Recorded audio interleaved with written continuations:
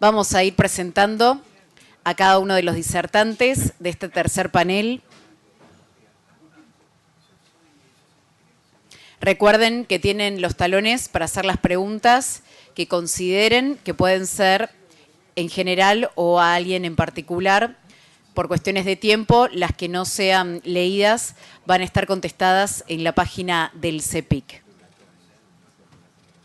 Ahora sí, damos comienzo con la intervención del doctor ingeniero Raúl Bertero, vicedecano de la Facultad de Ingeniería de la Universidad de Buenos Aires, quien va a abordar el tema la influencia de la educación universitaria en la lucha anticorrupción. Raúl Bertero es ingeniero civil y doctor en Ingeniería por la Universidad de Buenos Aires. Tiene un Master of Science de UC Berkeley en Estados Unidos. Es miembro de la Academia Nacional de Ingeniería y ha sido reconocido con los premios Ingeniero Budley de la Academia Nacional de Ingeniería, ingeniero del PINI de la Academia de Ciencias Exactas Físicas y Naturales, también Nacional de Ingeniería de la Secretaría de Cultura de la Nación, la Ingeniería del CAI y Gran Maestro de la Universidad de Buenos Aires, entre otros. Bertero también ejerce como director de la Maestría Interdisciplinaria en Energía y de la Maestría de Ciencias de la Ingeniería de la Universidad de Buenos Aires y de la Maestría de Ingeniería Estructural de la Universidad Tecnológica Nacional. Fue investigador y visitante en la Universidad de Berkeley. Es fundador y director del Laboratorio de Dinámica de Estructuras de la Facultad de Ingeniería de la Universidad de Buenos Aires desde el año 2008. El área de investigación a la cual se dedica incluye la dinámica estructural, el diseño sísmico de estructuras, la mecánica de continuo y la seguridad estructural, campos en los que se ha publicado más de 80 contribuciones y presentaciones en congresos de esta especialidad. Le damos entonces la palabra al doctor ingeniero Raúl Bertero. Bueno, muchas gracias. Vamos a empezar desde acá. Los argentinos son una manga de ladrones del primero al último. Esta expresión del presidente uruguayo Jorge Valle del 4 de junio de 2002, lo primero que marca es que tenemos un problema de corrupción. Si el presidente de un país vecino nos califica de esa forma, quiere decir que tenemos un problema de corrupción muy serio. Pero lo que más me preocupa de esta expresión, que parece que hubiera algo genético, ¿no? Los argentinos son altos o bajos, no, son corruptos, hay un ADN que nos clasifica así. O un cultural, que yo lo escuché mucho en los paneles precedentes. Y yo quiero abordar ese tema, porque si es genético vamos a tener que esperar cientos de miles de años hasta que las leyes de Darwin nos vayan reformando, y si es cultural tendremos que esperar cientos de años, y yo creo que no es así. Y mi presentación de hoy va a demostrar ese punto específicamente, que es en el que me quiero concentrar. Entonces, yo quiero demostrarles que la corrupción no es genética, ni siquiera es cultural, sino que es una consecuencia de las leyes, las regulaciones, las prácticas y su enforcement, que sí lo escuché, impuestos por la dirigencia de una sociedad. Eso es muy importante porque, como dije antes, si es genética tenemos que esperar cientos de miles de años, si es cultural tenemos que esperar cientos de años, pero si es lo otro, y yo le voy a demostrar que lo es, lo podemos cambiar rápidamente. Hay que tener la decisión política, hay que tener la dirigencia que lleve en esa dirección, pero es posible hacerlo. Entonces después finalmente quiero indicar los elementos principales que debían estar presentes para que la universidad pueda hacer una acción efectiva en la lucha anticorrupción. Entonces vamos a volver a esta cuestión. Los argentinos son una manga de ladrones del primero al último, dijo el presidente uruguayo, ¿cuántas diferencias culturales tenemos con un uruguayo? Es decir, cruzamos el Río de la Plata y probablemente no haya ningún otro lugar del mundo donde las diferencias culturales sean menores que con nuestros amigos uruguayos. Lo mismo por el fútbol, lo mismo por asado y la familia. Es decir, todas esas cuestiones que sí son culturales son iguales. Quiere decir que hay alguna otra cosa que hace que el presidente del país vecino diga que todos nosotros somos unos corruptos del primero al último. Diario La Nación, 3 de febrero del 2001. Un sismo en la India, noticia del diario La Nación, masiva fuga de constructores. Probablemente haya pocos países con tantas diferencias culturales con nosotros como la India, y sin embargo tienen un problema de corrupción. Quiere decir que no estamos en el problema cultural cuando hablamos de la corrupción. Fíjense esta descripción que ustedes pueden encontrar en la web, que ahora es muy fácil hacerlo. La política estaba dominada por la corrupción y el clientelismo. Los políticos apoyaban regularmente los proyectos de ley que ayudaban a las empresas en las que habían invertido o inclusive de las cuales recibían un salario. Los partidos políticos se enfocaban en obtener votos y luego llenar las oficinas gubernamentales con miembros leales del partido si eran elegidos. Las organizaciones partidarias eran fuertes en las áreas urbanas con grandes comunidades de inmigrantes. Un jefe político local no necesariamente tenía una oficina gubernamental, sino que elegía a quién servirla. El jefe ofrecía bienes y servicios a cambio de apoyo de la población. Esto proporcionaba un sistema de bienestar crudo. Los votantes leales podrían recibir un regalo en Navidad, algo de carbón durante el invierno, un trabajo precario. Si no fuera por el carbón, parece una descripción del funcionamiento del sistema argentino. Sin embargo, esto es Estados Unidos, 1870-1890, ustedes lo pueden encontrar, la época conocida como The Gilded Era, que es una forma en que Mark Twain describía esa época, y por oposición a The Golden Era. Es decir, era una era dorada, pero Gilden es una chapita dorada en una medalla de plata, digamos, una medalla de lata. Eso es The Gilded Era. Es decir, en ese crecimiento enorme que tenía Estados Unidos en esa época había algo que andaba mal, y eso era la enorme corrupción que tenía Estados Unidos en esa época. Y está muy bien reflejado por las caricaturas, ¿no es cierto? Ahí en esa caricatura de 1889 se ve el Senado de Estados Unidos ahí abajo y arriba lo que serían los capitanes de la industria de Estados Unidos. Era la época Rockefeller, Carnegie, JP Morgan, ¿no? Los grandes enriquecimientos de aquella época y monopolios. Abajo el clientelismo, ahí dice el jefe del partido, de Party Boss, el jefe del partido que distribuía dádivas y apoyo, qué sé yo, y con eso conseguía los votos. Particularmente interesante, y yo les pido que vayan a Wikipedia y pongan William Tweed. Porque William Tweed es como si leyéramos el Club de la Obra Pública de hoy. Los parecidos que hay entre este personaje, que es el arquetipo de la corrupción de esa época en Estados Unidos, y nuestro caso es enorme. Ahí lo dejé en inglés, como está en Wikipedia, porque para no cambiar ni una palabra de lo que ahí dice, y yo se los voy a traducir. Los contratistas que trabajaban para la ciudad, Club de la Obra Pública, dice Ring Favorites, el Club de Obra Pública, se les decían que multiplicaran cada presupuesto por 5, o por 10, o por 100. Ahí está dicho. Después de lo cual el alcalde y uno de sus ministros firmaban y a través de un intermediario cambiaban los cheques y se dividían el remanente entre Tweed, que era el dirigente del Partido Demócrata, el jefe del Partido Demócrata, el alcalde, el ministro, y se repartían la plata. Parecido, ¿no? Muy parecido. Bueno, por ejemplo, el costo de la construcción de los tribunales de Nueva York en 1861 fue el doble de lo que salió a comprar Alaska en esa época.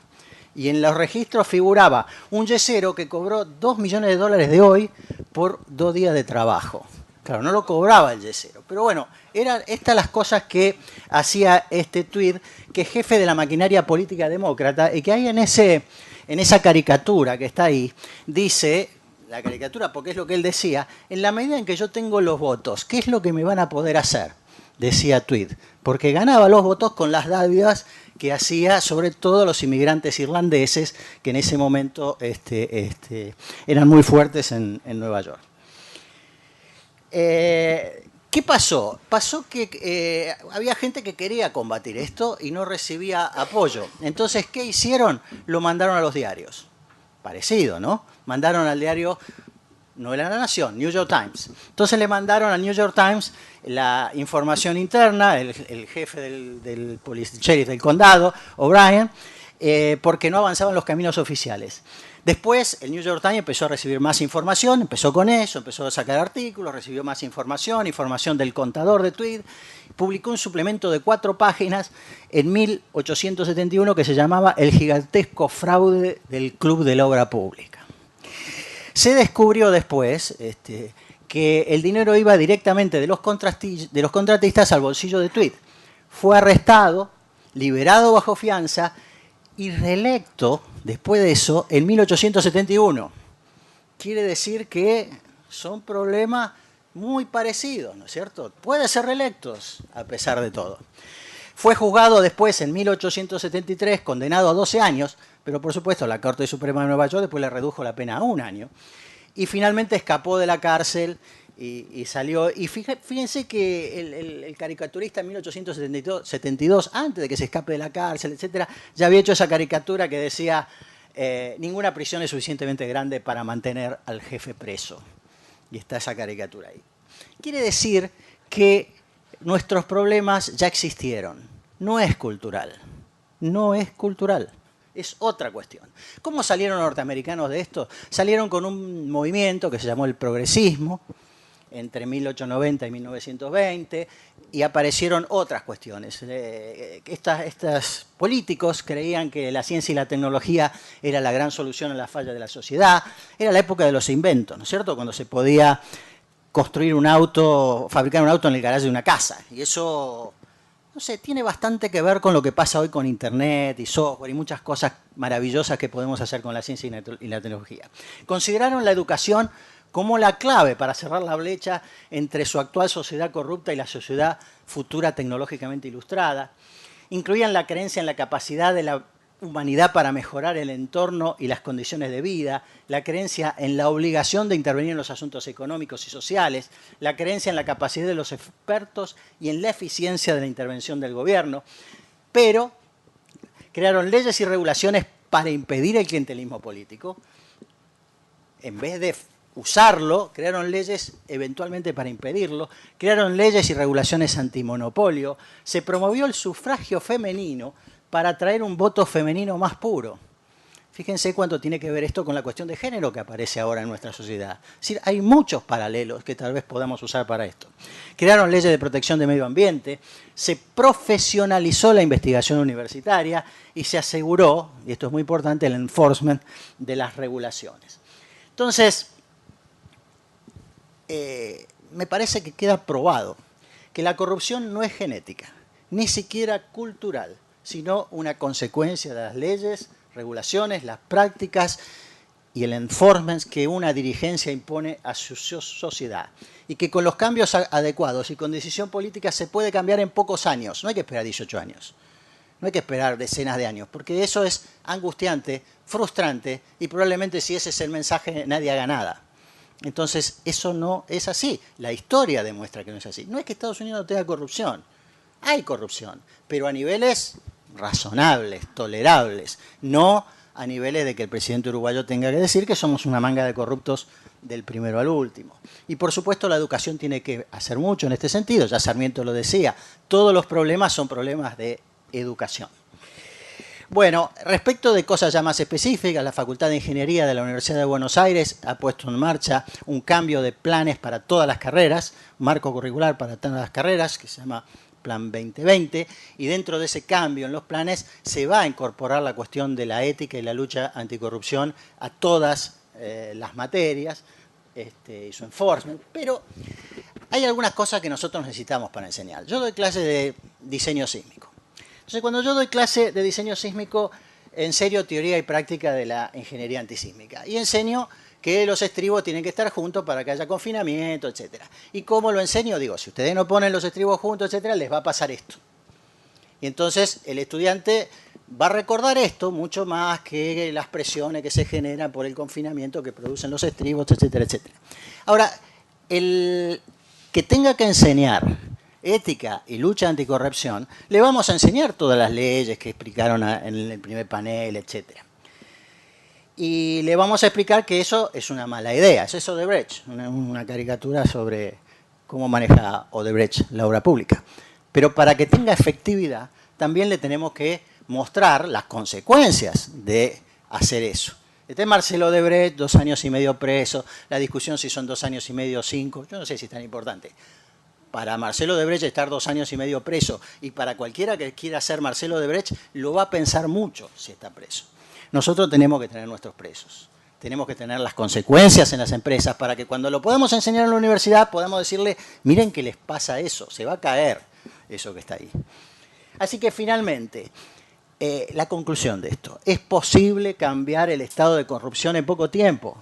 Estados Unidos lo hizo porque los niveles de corrupción que tenía Estados Unidos eran tan grandes o más que los que tenemos nosotros hoy.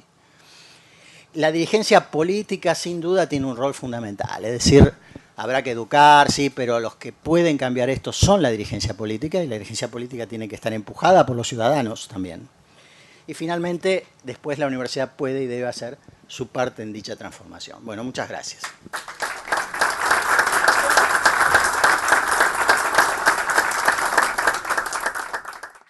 Gracias al doctor Bertero por esta disertación. A continuación, el ingeniero Alberto Gersi, decano de la Facultad de Ingeniería y Tecnología Informática de la Universidad de Belgrano, va a exponer sobre la formación del ingeniero civil actual y futura. El ingeniero Alberto Gersi es ingeniero en electrónica, graduado en la Universidad Tecnológica Nacional con estudios de posgrado en optoeléctrica y en telecomunicaciones. Asimismo, completó su maestría en Dirección de Empresas en la Universidad de Deusto y Salvador. Se desempeñó profesionalmente en empresas tanto nacionales como internacionales, como Telecom Argentina y Citibank Latinoamérica, y se desempeñó como docente en distintas instituciones universitarias. Actualmente el ingeniero Alberto Gersi es decano de la Facultad de Ingeniería y Tecnología Informática de la Universidad de Belgrano, docente de esa facultad y también en la Universidad de El Salvador. Integra el CONFEDI, el Consejo Federal de Decanos de Ingeniería, es miembro del Comité Ejecutivo y presidente de la Comisión de Nuevos Alcances en las Carreras de Ingeniería. Preside además la Comisión de Enseñanza del CAI y es representante académico de la Unión Internacional de Telecomunicaciones. Le cedemos la palabra entonces al ingeniero Alberto Gersi. Bueno, muchas gracias. Buenos días a todos. Casualmente voy a continuar con lo que estaba presentando el colega de cómo es la formación del ingeniero hoy y la ventana de oportunidad que tenemos en este momento, porque vamos a hablar del ingeniero del futuro. Como para dar un marco de referencia, hoy los ingenieros que tenemos que formar están encuadrados en lo que es la Ley de Educación Superior, que es una ley del año 95, donde hay un par de artículos, que son el artículo 42 y el 43, donde se enmarcan todas las carreras de grado, y en particular las carreras que están enmarcadas dentro del artículo 43 son aquellas que tienen cuyo ejercicio puede comprometer el interés público. Esto claramente hay carreras como las ingenierías, por supuesto civil, como también empezó medicina en este encuadre, y hoy se están incorporando las últimas como ser abogacía y las carreras económicas. Esto significó tener que definir un proceso de educación para los ingenieros. Como mencionamos recién, el CONFEDI, que es el Consejo Federal de Decanos de Ingeniería, hoy está integrado por más de 115 facultades de ingeniería, donde periódicamente nos reunimos a definir cómo vamos a enseñar las ingenierías, todas las especialidades, y en este momento estamos redefiniendo lo que va a ser la educación a partir de los próximos años. Por eso digo que es una interesante ventana de oportunidad. Hoy tenemos un marco que está contemplado por una resolución ministerial, que ustedes muchos la deben conocer, que es la 1232, donde se define un proceso de educación en base a 4 bloques curriculares. Como podrán ver, ciencias básicas, que tiene que ver todo lo que es física, química, matemáticas. Después tecnologías básicas, donde se dan los primeros acercamientos a la profesión. Luego tenemos las tecnologías aplicadas Y finalmente, complementarias, como podrán ver ahí, hay parte de economía, legislación, y recién ahí aparece un poco la parte ética en el desarrollo de estos temas. Claro que para generar un ingeniero y un ingeniero civil tenemos un plazo de 5 años, 3.750 horas en total, distribuidas en 2 cuatrimestres. Cada cuatrimestre tiene 16 semanas, o sea, 16 clases. Hay que considerar en los tiempos que yo necesito o que necesitamos nosotros para formar un ingeniero. Son 16 clases en un cuatrimestre. Por lo general, la cantidad de materias para cubrir todos estos contenidos hoy rondan entre 45 y 48 asignaturas distribuidas en los 5 años. Necesitamos también todo el tema de formación práctica y todas las carreras pasan por un proceso de acreditación, o sea que tienen que cumplir con determinados niveles que están definidos en estos contenidos curriculares, y finalmente todo esto tiene que ver con cómo darle respuesta a las actividades profesionales reservadas para la profesión. Ahí está. ¿Qué es lo que hemos logrado? Esto empezó los procesos de acreditación a partir del año 2003, fue tratar de hacer un aseguramiento de la calidad en todas las carreras de ingeniería. Ustedes habrán visto recién que el 55%, voy uno para atrás a ver si tengo suerte, sí, 2.075 horas es común en todas las carreras de ingeniería, que es el 55% de la carga horaria. Cada institución luego tiene la diferencia entre las 3.750 horas y las 2.075 para dar el perfil de su graduado.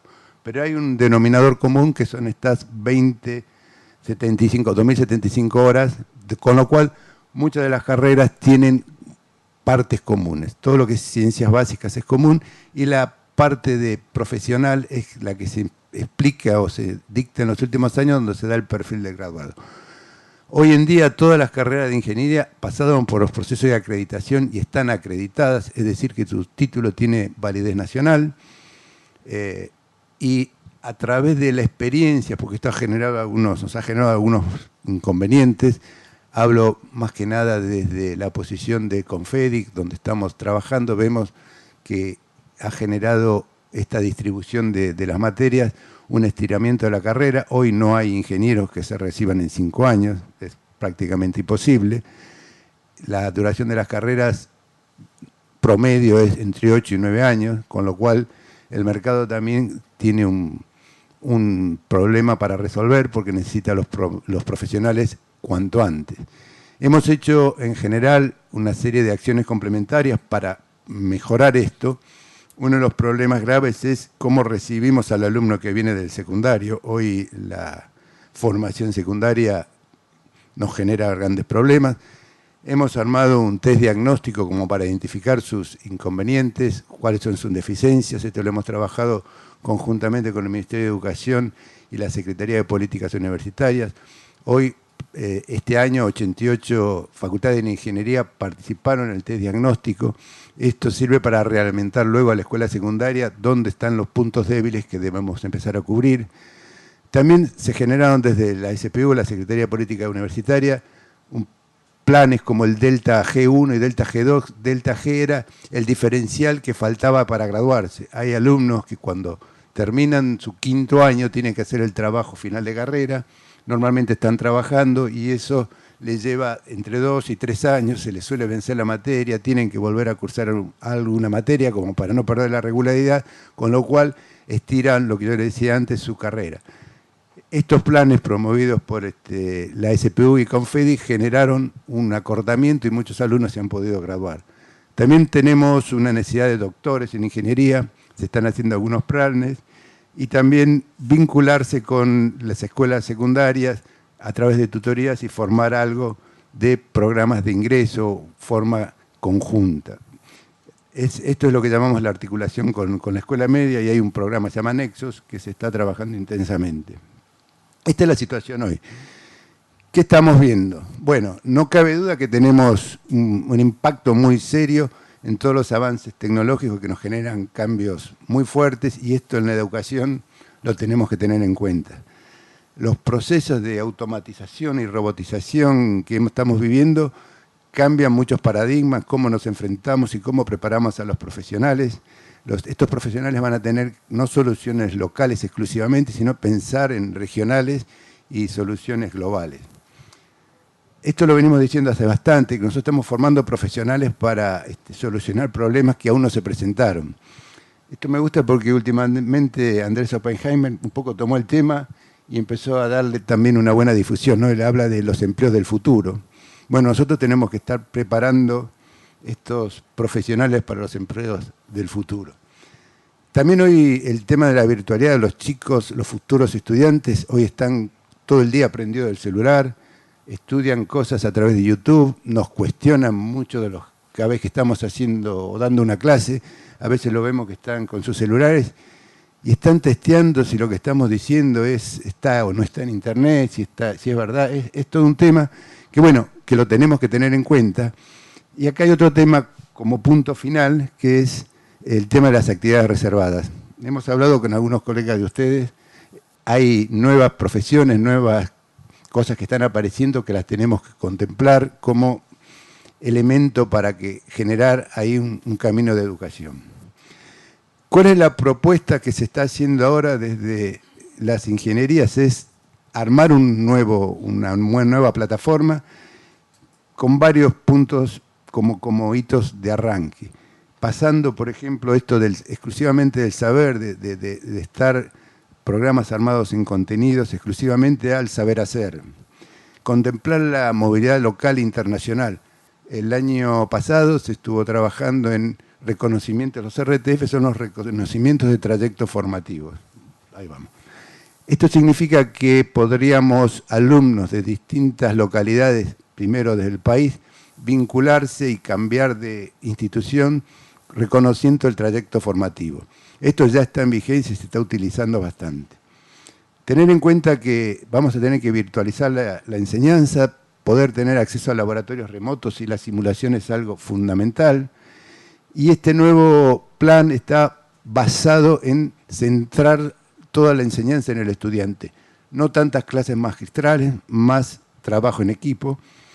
Como dice, hay nuevos estándares que tengan en cuenta la innovación en el proceso de acreditación. Y otro tema no menos importante es que tenemos que volver a capacitar a nuestros docentes para esta nueva metodología. ¿Qué es lo que se ha propuesto y se está en este momento elaborando? Y por esto digo que es una oportunidad, son los nuevos estándares 2.0, se conoce como el libro rojo del CONFEDI, está basado en 3 premisas. Por un lado, el Ministerio de Educación definió cómo son los procesos de acreditación, se separa lo que es la acreditación de carrera de la acreditación de la institución o la acreditación externa.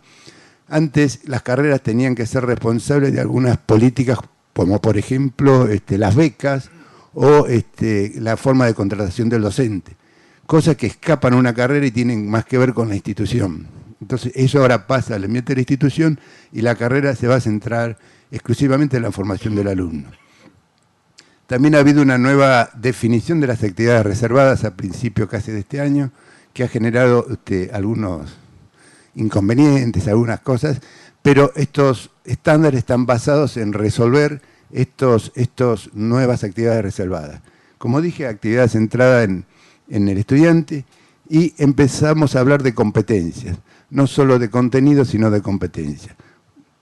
En forma general, estos nuevos estándares hemos disminuido de 3.750 a 3.600 horas y se basan en 4 bloques más o menos similar, pero la parte de ciencia y tecnologías complementarias, que antes eran 175 horas, pasan a 365, donde ahí va a estar, y lo vamos a ver en el slide que sigue, toda la parte ética y todo lo que tiene que ver con la formación humana del profesional. Me estoy quedando sin tiempo, así que me apuro. Una cosa importante que es que todas las competencias y los contenidos podrán distribuirse libremente a lo largo de los 5 años de carrera. ¿Qué quiere decir esto? Los primeros años, hoy en día, primero y segundo año, se da todo lo que es ciencias básicas, con lo cual los estudiantes tienen que ver solo química, física, matemática, álgebra, y están muy lejos de la profesión. Eso lo desalienta bastante. Y por otro lado, al enseñarle muchas ciencias básicas en forma inicial, en los primeros años, luego necesitan algún concepto en 4º año. y desde ya no se lo acuerdan. Entonces tenemos que volver a dar esa materia en cuarto año. El hecho de poder distribuir esto significa que vamos a dar los contenidos cuando realmente se usen. Si necesitan saber algo de teoría electromagnética, se verá en el año que se requiera, no en primer año cuando no tienen ninguna relación. De forma tal de poder hacer un acercamiento temprano del alumno con la profesión. Esto es un cambio muy importante. Tenemos el tema del inglés y el trabajo final que no requiere que se haga una vez finalizado el estudio. Lo podremos hacer en el transcurso de los 2 últimos años. Con respecto a las competencias que dije, hay 3 tipos de competencias. Hay unas tecnológicas, que estas son comunes para todas las profesiones, para todas las especialidades. Ahí las pueden ver, son básicamente qué tiene que hacer desde el punto de vista técnico. Voy a las competencias, luego sociales, políticas y actitudinales. Y ahí pueden ver en el punto 3 que se toma todo el tema de actuar con ética, responsabilidad y profesionalidad. Bueno, esta es la ventana de oportunidad que este punto lo tenemos que llenar conjuntamente con los directores de carrera de cada especialidad y los consejos. A modo de ejemplo, bueno, hay 25 terminales horas de ingeniería, no hay más. De las 140 que había a las 47 que hoy tenemos, pasamos a 25 y puede ser que haya 1 o 2 más que se están discutiendo, como ser energía renovable y sonido. Como punto final, los nuevos estándares están basados en las actividades reservadas que se definieron en el Ministerio, después cuáles son las competencias que esos profesionales van a desarrollar y con cuáles descriptores de conocimiento nosotros desde la facultad les lo vamos a ir formando. Con esto cerramos todo el panorama de formación del estudiante. Cada una de estas especialidades tiene su cuadro. Acá puse exclusivamente el de ingeniero civil para su conocimiento. Nada más, gracias.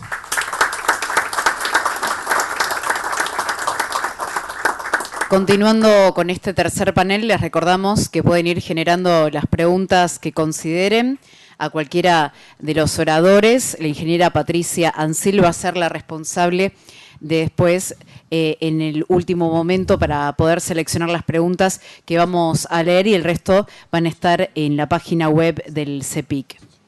Este tercer panel sobre la formación ética y profesional desde las universidades, ahora va a tomar la palabra el ingeniero Leonardo Ponce y el ingeniero Marcelo Mascauchán de la Universidad Tecnológica Nacional, quienes van a abordar la formación ética integral en la universidad. Vamos a presentar al ingeniero Marcelo Mascauchán. Por su parte, es profesor titular de la asignatura Ingeniería Civil 1 y 2 en la Facultad Regional Buenos Aires de la Universidad Tecnológica Nacional, consejero docente en el Consejo Departamental de Ingeniería Civil entre 2006 y 2018 en la misma casa de estudio, y es también desde el año 2016 consejero directivo y director del Departamento de Ingeniería Civil desde 2018.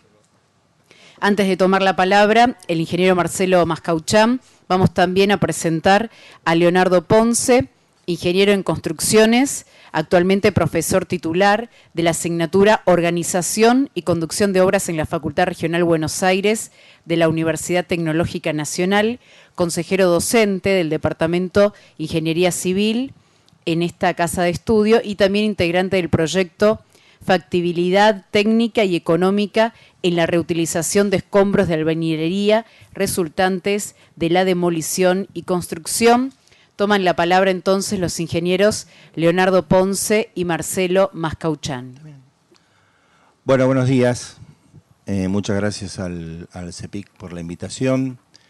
Bueno, nuestra intervención seguramente va a ser bastante más modesta que las excelentes intervenciones que hemos escuchado hasta hoy. Y lo que queremos es compartir un poquito la experiencia desde nuestra carrera de Ingeniería Civil de la UTN, Facultad Regional Buenos Aires, en lo que hace la formación ética de los profesionales. Y por eso le pedí al ingeniero Leonardo Ponce que nos acompañara, porque desde la asignatura donde él es titular, que es Organización y Conducción de Obras, es una parte fuerte de esta formación en nuestra carrera. Bueno,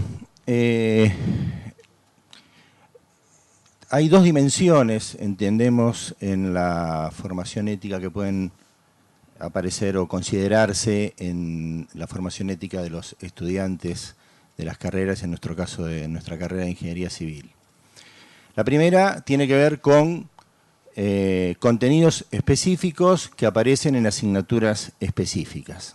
Hoy escuchamos que había alguna carrera que no hablaban de ética. Bueno, nosotros sí hablamos de ética en esas asignaturas específicas, pero aparte hay otra dimensión que tiene que ver que la ética, como otros conocimientos o competencias que debe adquirir un profesional, es transversal, es un eje transversal a toda la carrera. Voy a comentarles un poquito con respecto a esa primera dimensión, dónde aparecen estos contenidos de la ética y la responsabilidad profesional en nuestra carrera. Y a pesar de que, como decía el ingeniero Gersi, los primeros años hay un fuerte componente de ciencias básicas, nosotros ya desde el primer año tenemos algunas asignaturas que están marcadas allí en el primer nivel de la carrera, en donde empezamos a hablar de estos temas. Lo mismo en el segundo nivel de la carrera. Yo soy docente de las dos asignaturas integradoras del primer y segundo nivel.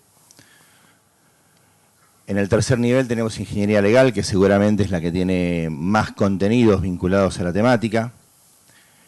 Y en el quinto nivel está la asignatura donde es titular el ingeniero Ponce, Organización y Conducción de Obras. Les comento un poquito qué contenidos aparecen en estas asignaturas. En este primer año, donde están Ingeniería y Sociedad, Ingeniería Civil 1, ya empezamos a hablar de la responsabilidad social del ingeniero. Y en nuestra integradora del primer nivel, hacemos, aunque por ahí parece que sea prematuro, como cierre de la asignatura, hacemos ya una introducción a los roles profesionales y a la ética con que esos roles se deben desempeñar. Y aquí hago un pequeño alto, una pequeña reflexión, porque creo que la ética tiene que empezar no hablando solo de la ética profesional, ya tiene que arrancar con la ética del estudiante.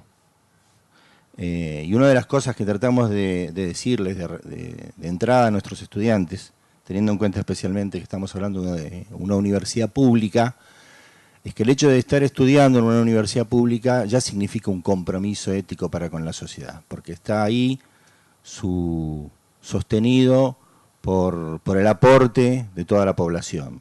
Y eso ya implica un compromiso ético que tratamos de inculcarle a nuestros estudiantes. Luego en la asignatura integradora del segundo nivel aparece la temática ambiental y por supuesto la responsabilidad ambiental del ingeniero civil.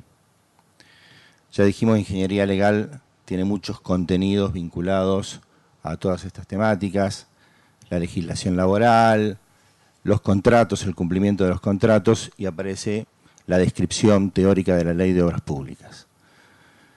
Al cierre de la carrera, en la asignatura Organización y Conducción de Obras, se hace un poquito un cierre de todos estos contenidos desde el punto de vista de la Ley de Obras Públicas, que realmente sería fundamental que, así como la enseñamos en nuestras cátedras, se pusiera en práctica, y aspiramos a que nuestros ingenieros egresados tengan en cuenta eso. Se trata de todo el procedimiento licitatorio en esta asignatura. Y se cierran los roles profesionales y se habla bien específicamente del Código de Ética Profesional. Ahora, yo hablé de otra dimensión, y es que también la formación ética, como otros contenidos que pueden tener las carreras de ingeniería, como la seguridad e higiene, como la cuestión ambiental, es un eje que debe ser transversal a toda la carrera. Y allí es donde por ahí la cosa se complica un poquito más. Hay dos aspectos también para analizar en esta dimensión. Uno en el que creo que estamos bastante cubiertos, y es el tema de la responsabilidad profesional. Y estamos bastante cubiertos porque nuestros docentes son profesionales, que ejercen la profesión y que tienen permanentemente en cuenta la responsabilidad profesional.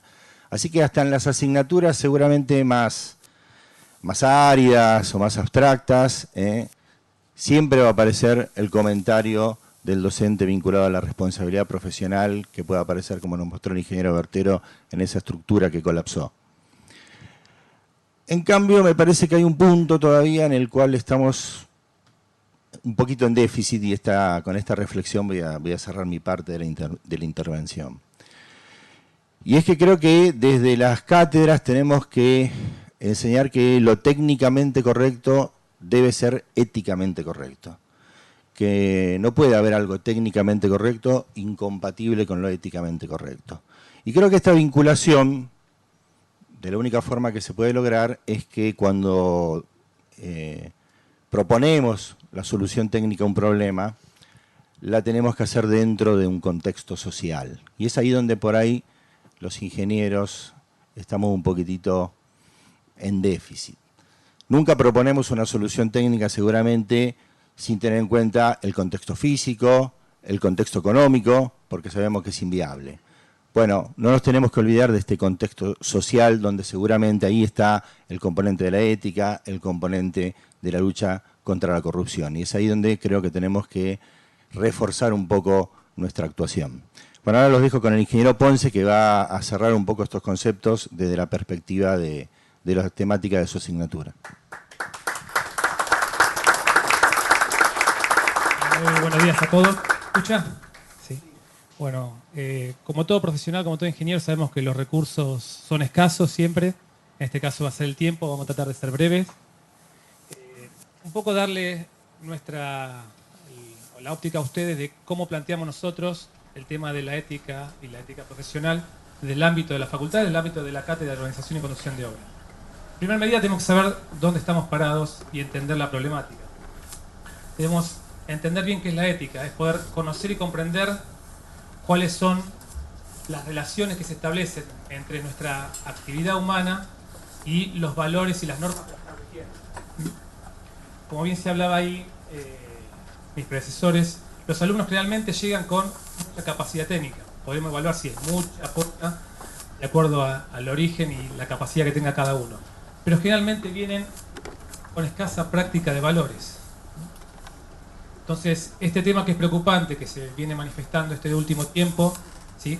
Como han hablado en otro panel, data de mucho tiempo y se quiere data de algo intrínseco en el ser humano.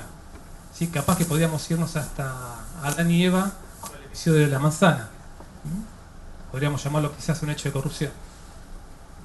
Entonces, la pregunta que nos debemos hacer nosotros como docentes, ¿sí? Uno que es docente de la universidad pública, donde he hecho toda la carrera de ayudante ad honorem hasta llegar mediante concurso a profesor titular, sí es una manera de devolverle al Estado lo que el Estado y todos los contribuyentes nos ha dado en nuestra formación. Entonces, ¿cómo lo logramos nosotros? Nosotros somos docentes, somos formadores de esos alumnos, ¿sí? Si lo hacemos en casa como padres, ¿sí? Tengo un hijo docente, que es complicado, ¿sí? También podemos hacerlo como docente y con nuestros alumnos. Entonces, ¿cuáles serían nuestras respuestas a esa formación ética con nuestros alumnos? Es en 4 puntos, básicamente. La generación de estímulos, estar abiertos a innovaciones y cambios, tener un liderazgo docente y, obviamente, el proceso de aprendizaje. Para cómo trabajamos nosotros desde la cátedra respecto a la generación de estímulos, es tratar de acercar al alumno al desarrollo de la actividad profesional. Tratar de hacer prácticas profesionales. Dentro de las posibilidades de llevarlo a la obra, ¿sí?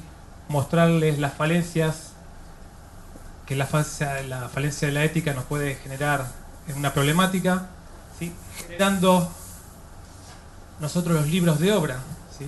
Dentro del desarrollo de la currícula, del desarrollo de los trabajos prácticos, llevamos los conocidos libros de obra, los libros de nota de pedido y los libros de orden de servicio. De una manera de acercarnos a los abogados, ¿sí?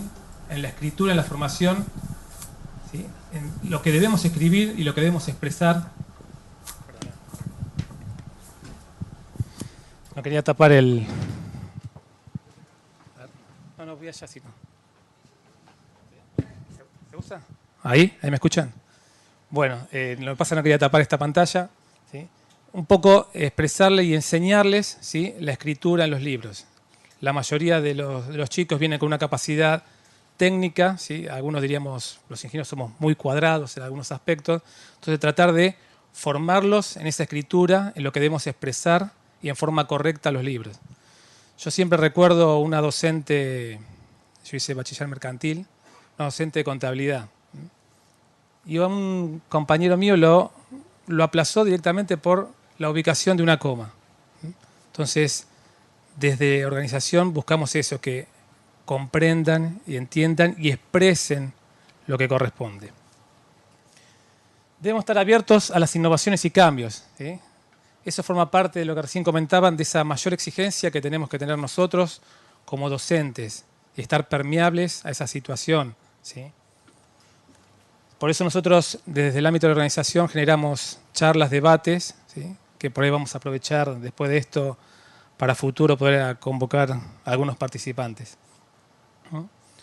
Después tiene que ver el liderazgo docente, ¿sí? Seguramente esta gráfica la pueden encontrar en internet. Somos líderes, ¿sí? Y dentro de ese liderazgo, ¿sí? Debemos motivar al alumno, ¿sí? Dentro del camino de la ética. Debemos ser guía, ¿sí? Piense que somos de alguna manera padres, ¿sí? O ejemplos de lo que ellos quieren ser. Debemos transmitirle confianza, ¿sí? Y sobre todo el trabajo en equipo. Creo que en alguna de las primeras presentaciones se hablaba de una serie de interrelaciones. Es fundamental el trabajo en equipo. Somos seres humanos y podemos cometer errores, pero el trabajo en equipo va a permitirnos, ¿sí? Corregir y atender esos desvíos que podamos tener. Y por último, el proceso de aprendizaje, ¿sí? Dentro de la currícula de organización y conducción de obra tenemos esos temas que analizamos desde el comienzo, donde entramos a procedimiento de licitatorio y adjudicación. Y más allá de los contenidos técnicos o teóricos, ¿sí? Abordamos experiencias, ¿sí? Que cada uno de los integrantes de la cátedra puede haber tenido. Hablamos sobre obras públicas, que generalmente hacemos partícipe a algún profesional muy ligado al desarrollo de este tipo de obras. Hacemos mucho hincapié en los roles profesionales del jefe de obra, del director de obra, del supervisor, cuáles son sus responsabilidades, cuáles son sus alcances, ¿sí? Cuáles son los intereses que pueden estar defendiendo cada uno. Y por último, el código de ética profesional. Y ahí es en algo que yo insisto bastante y lo había traído, siempre trato de tenerlo encima, la matrícula, ¿sí? Nosotros desde la cátedra exigimos que una vez que los chicos estén egresados, estén graduados, adquieran su matrícula. Así como los abogados, los contadores, los médicos, siempre cuando firman algo, cuando realizan algo, ponen su matrícula generalmente, ¿sí? Creo que es deber nuestro, ¿sí? También hacer lo mismo. Nada más. Muchas gracias.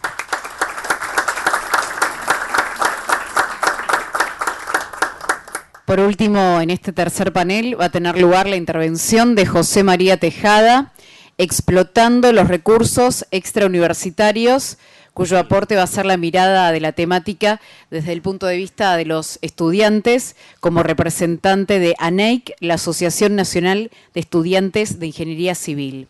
José María Tejada es estudiante avanzado de Ingeniería Civil en la Universidad Nacional de La Rioja, miembro activo en ANEIC, donde actualmente se desempeña como uno de los delegados titulares en representación de la Universidad Nacional de La Rioja, perteneciente a la filial ANEIC La Rioja. Es integrante de la Comisión de Incumbencias en ANEIC Argentina desde hace 2 años, donde actualmente lleva el cargo de coordinador de dicha comisión. José María Tejada cuenta con capacitaciones sobre liderazgo, autoliderazgo, neuroliderazgo y trabajo en equipo, brindados a través de la formación en ANEIC mediante congresos nacionales y jornadas regionales donde ha participado como asistente y ha formado parte además del comité de organizador de la JOREIC, la Jornada Regional de Estudiantes de Ingeniería Civil, que se realizó durante el año 2017. Cedemos la palabra entonces a José María Tejada. Hola, muy buenos días, gracias. Primero que nada, agradecer al Consejo Profesional de Ingeniería Civil por invitar a esta parte de estudiantes en tremenda jornada, ¿no? A mí me toca ser un mero representante de lo que es la parte estudiantil de ANEIC, ¿no? Ahora, para contextualizar un poco, ¿no? ¿Por qué el título de esa charla dentro de lo que es la formación ética y profesional desde las cátedras de la universidad? Sabemos que, como comentaban acá los ingenieros de forma clara y precisa, contamos ya con una estructura universitaria, contamos con la debida cantidad de materias mínimas para formarnos y demás dentro de nuestra carrera, de todas las conformantes de lo que es nuestro país, ¿no? Ahora, en ese contexto, nosotros no salimos de ese plan de estudio, que por ahí es ajustado, ¿no? Por ahí, en cuestiones de materia, en cuestiones de cátedras horas, por ahí va a estar condicionado dependiendo de la facultad o universidad a la cual uno asista. Y hablamos de cuestiones de tiempo, por ejemplo, ahora explicaba el ingeniero del Plan 2020, ¿no? En ese sentido, es como que la ingeniería civil es una de las ingenierías madres, ¿no? Y esa flexibilización, acorde a los cambios que vamos teniendo, tanto tecnológicos y demás, no ha ido de la mano. Entonces, ante esta situación, nosotros, eso le quería comentar, que los estudiantes de Ingeniería Civil hoy en día contamos con lo que es la Asociación Nacional de Estudiantes de Ingeniería Civil. Que, para comentarles un poco, le voy a leer textualmente. Es una asociación civil autónoma de carácter científico, tecnológico y cultural, sin fines de lucro y ajena a toda actividad política partidaria o religiosa. Era necesario leerlo así porque es lo que por ahí nos representa, ¿no? Entonces, para comentarles así rápidamente y no demorar un poco lo que es ANAIC, ¿no? Es una herramienta y hasta una forma de vida que tenemos nosotros estudiantes y es ajena a cualquier partido político, o sea que es centrarnos netamente en lo que es nuestra formación como futuros profesionales. ¿Por qué formación? Hablamos de recursos extrauniversitarios. Nosotros de la formación técnica es impecable la que recibimos en las universidades. Ahora, nosotros por ahí, y como mencionaba usted recién ingeniero, hay veces que nos caratulan de cuadrados y demás, ¿no? Y no está mal. Nosotros no aprendemos en la universidad cómo relacionarnos, no sabemos cómo interactuar con otros estudiantes de otras carreras. Hablamos de trabajo en equipo, pero no sabemos hablar con un chico estudiante de geología o demás, en cuestiones de términos de compartir cuestiones de trabajo. Entonces, esto que viene hace más de 10 años en lo que es el ANEI, que es, tenemos la participación en congresos que se van organizando en diferentes provincias. ¿Y a qué quiero llegar con esto? ANEI que es bastante federal. Entonces, mediante esos congresos, nosotros podemos conocer situaciones particulares de cada provincia, cómo enseñan las materias en cada provincia. Por ahí se presenta una particularidad en cómo dan la materia, conversando con ellos, diciendo, bueno, che, ¿cómo te dan hormigón a vos? Ah, bueno, de esta forma. A mí también. ¿Tienen muchas prácticas de laboratorio? Sí. ¿Ustedes? Bueno, no sé, no tanto. La cosa que ese intercambio que se va generando entre nosotros mismos, entre los estudiantes, después nos hace volver a nuestra facultad con otro pensamiento, otra perspectiva. Después tenemos las jornadas regionales, donde compartimos bastante con los estudiantes de cada región. Por ejemplo, nosotros de la provincia de La Rioja, a la cual vengo, por ahí no es muy bien conocida en los últimos años, ¿no? Pero en términos de corrupción. Pero compartimos cuestiones con la Universidad de San Juan, la Universidad de Mendoza y demás. En este tipo de congresos tenemos capacitación en el sentido de trabajo en equipo, de cómo trabajar en equipo. Aparecen términos nuevos como, por ejemplo, qué es la sinergia. Y eso nosotros lo traducimos cuando tenemos que hacer un trabajo práctico grupal. El docente nos da un trabajo práctico, lo tenemos que cumplir, pero ¿qué siempre hacemos? Vos haces una parte, vos haces la otra, vos haces la otra, y después termina el último, que complementa todo y lo envía. La nota puede ser un 5, un 6, un 7, un 8, un 9, un 10, depende. Ahora, en este tipo de capacitaciones, la sinergia del trabajo en equipo es lo que comúnmente decimos, bueno, que 1 más 1 no sea 2 en este caso, sino que puede ser más, porque es el plus de juntarse, es el plus de sacar, pongo esta analogía, porque si nos juntamos a hacer el trabajo y lo presentamos, va a tener mucho más rédito que si lo hacemos individual y hacemos a sumatoria, ¿no? Entonces son cuestiones que por ahí no nos da la universidad, pero en este camino paralelo, que por ahí algunos decidimos transitar, nos va aportando. Y eso a su vez nos va formando como personas y como futuros profesionales.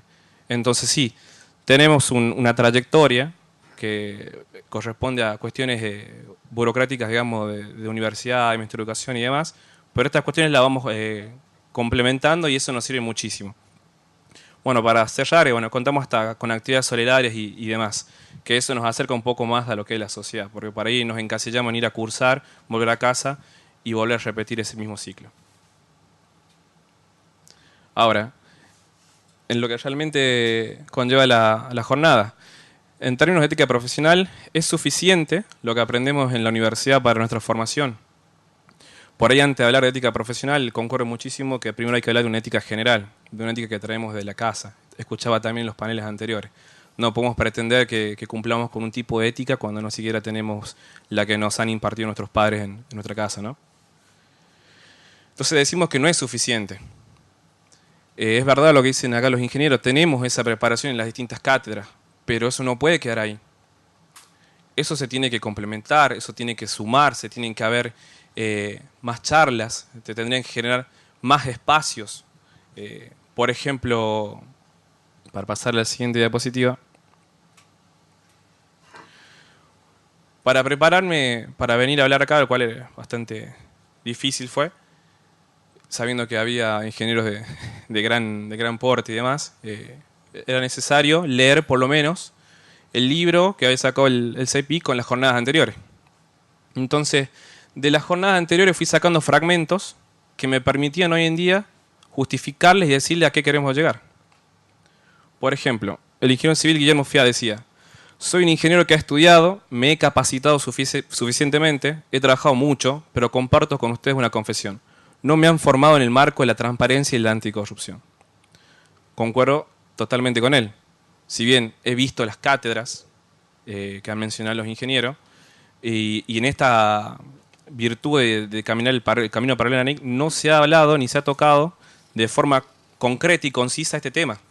Se han hablado en algunos congresos de forma esporádica, pero no se lo ha tratado como un eje transversal y un eje bastante importante, y más con la actualidad que estamos viviendo hoy en día. Después sacaba, y concordo acá, que decía: no estamos condenados a la corrupción, no existe un gen corrupto en Argentina. No creo en esas teorías. Bueno, acá la magister Laura Alonso dice que es un problema, la corrupción es un problema cultural, es un problema que lo podemos atacar ahora y lo podemos resolver. La verdad coincido plenamente en ese sentido. Uno habla de transparencia, integridad, pero lo que más queremos rescatar es que si no se logra de un día para otro, y no, pero es un camino que debemos empezar a transitar. Y en ese camino encontramos con un punto, y esto lo saco ahí del ingeniero Valé de la charla anterior, cuando preguntaba qué entendemos por corrupción. Mientras preparaba la charla le fui preguntando a diferentes compañeros míos, ¿qué entienden ellos por corrupción? Y las respuestas han sido variadas, porque no hay una única definición, o por ahí nos guiamos de lo que nos dan los medios de comunicación, tanto físicos como virtuales, y eso ya es un problema. Bueno, acá coincido con la definición que planteaba de que es un uso indebido del poder y los tres actores que están participando. Otro tema acá es que un punto importante para no demorarme tanto es la indiferencia. ¿Y saben dónde se da la indiferencia? En el interior. Y lo digo como proveniente de ahí, ¿no? En las provincias del interior es donde la corrupción más está instalada. En diversos factores, en diversos ámbitos. Entonces, si nosotros hoy en día no nos plantamos y empezamos a actuar o pedir participación como estudiantes y futuros profesionales, ya que cuando nos recibamos tenemos que dar una devolución a la sociedad, ¿no? Como nos corresponde, más allá de nuestra parte o nuestro ámbito como ingenieros civiles, tenemos que empezar a por lo menos conocer este tipo de cuestiones. Y los últimos fragmentos, recalcaba acá la fecha, el 9 de diciembre, es el Día Internacional de la Lucha contra la Corrupción, que eso lo estableció la ONU. Es una fecha bastante importante y la cual después, en las conclusiones, quiero aportar algo con respecto a esto. Y acá era algo que había dicho el doctor que estuvo en el panel anterior. Todos nosotros conocemos los problemas derivados por la corrupción, ya que nos hemos visto rozados por ella como víctimas, victimarios, testigos. Como sociedad nos debemos un sincero mea culpa respecto a los pequeños y grandes actos indebidos que a diario cometemos. En este caso voy a tomar la posición de de dar una opinión personal, y en este caso es totalmente verídico, debido a que, como comentaba, que pertenezco a una provincia del interior, me ha tocado de cerca vivir este tipo de cuestiones. Donde no se deja crecer a las empresas pequeñas, donde ya estamos instalados en un mecanismo y una estructura ya bastante sucia.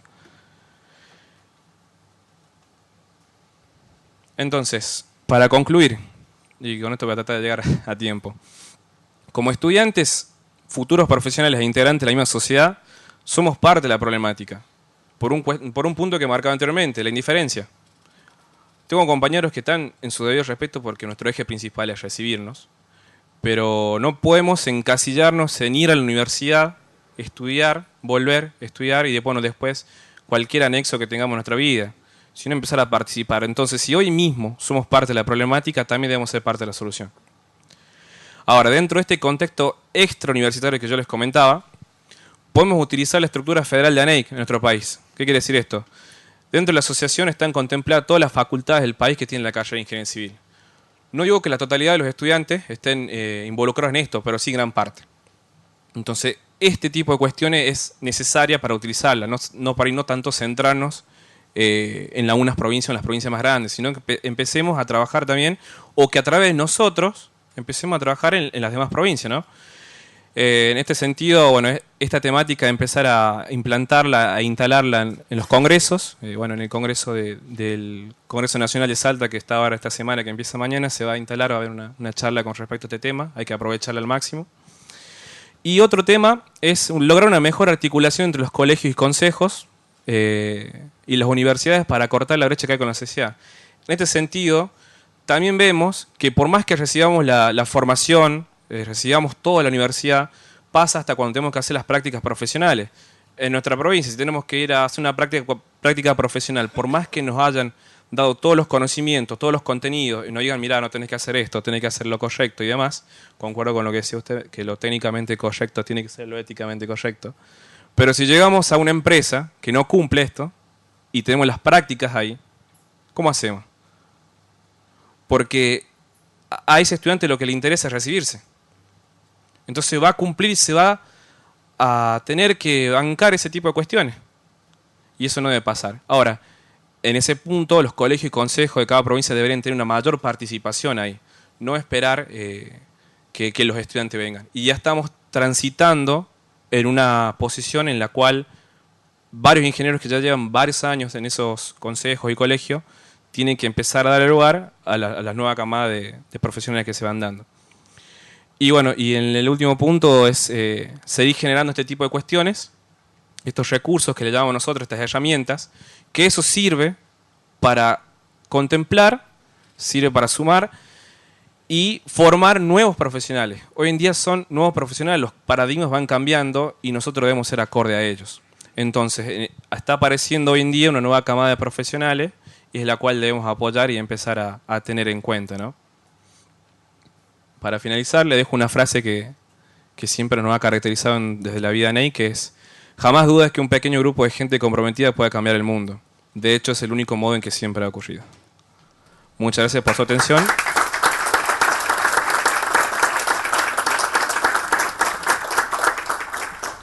Agradecemos a cada uno de los oradores de este tercer panel.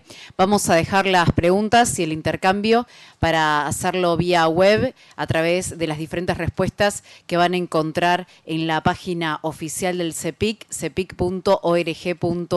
Por cuestiones de tiempo no llegamos a contestar todas las preguntas. Quienes no lo hayan hecho pueden dejar su correo electrónico o directamente las van a ver publicadas en la página del CEPIC. Muchas gracias al doctor ingeniero Raúl Bertero, al ingeniero Gersi, los ingenieros Ponce y Mascauchán, y también a José María Tejada por todas las disertaciones y el enriquecedor intercambio que se ha generado. Muchas gracias. Fuerte el aplauso para ustedes.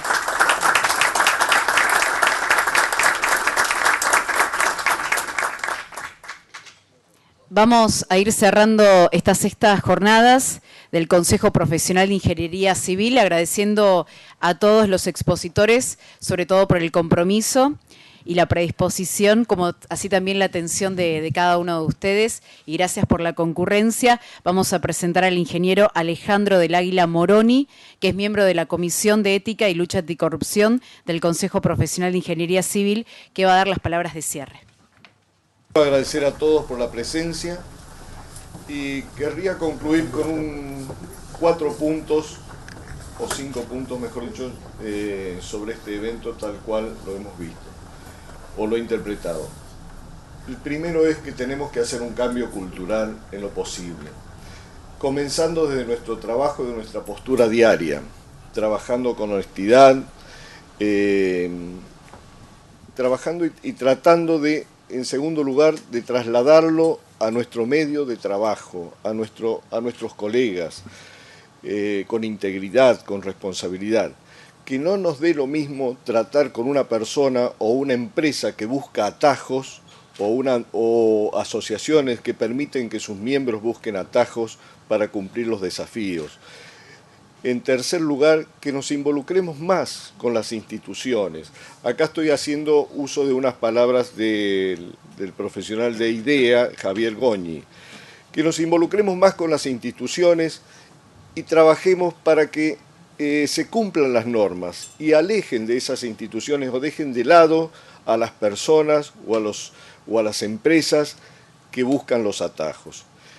Y por último les pido que tengan confianza del migrante, es decir, si no, siempre va a haber empresas y personas